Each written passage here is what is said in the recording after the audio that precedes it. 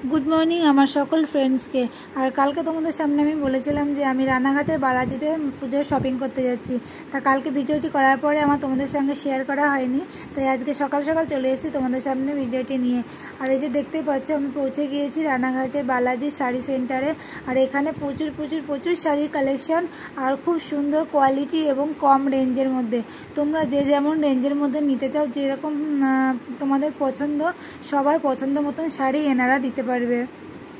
তোমরা দেখে বুঝতেই পারছো যেখানে কত কত কত শাড়ির কালেকশন। এই যে দেখো, এটা হচ্ছে একটা এরকম 4-5টা রুম আছে এদের শাড়ির, এইরকমই 4-5টা রুম আছে শাড়ির।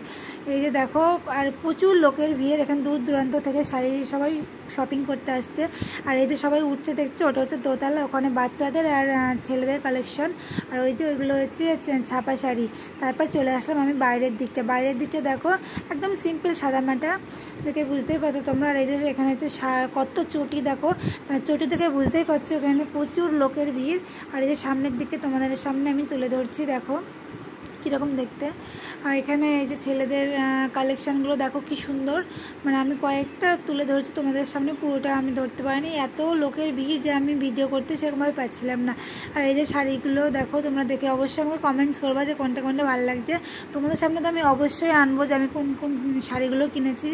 তারপরে খুব খিদে পেয়ে গিয়েছিলো, চলে আসলাম এই দেখো রেস্টুরেন্টে, কিন্তু এখানেও খুব ভিড়, সবাই খেয়ে সব অপরিষ্কার করে রেখে দিয়েছে। তারপর আমরা একটা অন্য জায়গায় আসলাম এবং সেখানে দেখতে পাচ্ছি বিরিয়ানি আর ভাত দুটোই খেয়েছি অল্প অল্প করে। তারপরে এই যে রানাঘাট স্টেশনে চলে আসলাম, ট্রেন ছিল, খুব তাড়াতাড়ি করেই খেয়ে তাড়াতাড়ি করে চলে এসেছি। যা যা রানাঘাটে স্টেশনে গেছো তারা তো অবশ্যই থেকে বুঝতে পারছো যেটা রানাঘাট স্টেশন।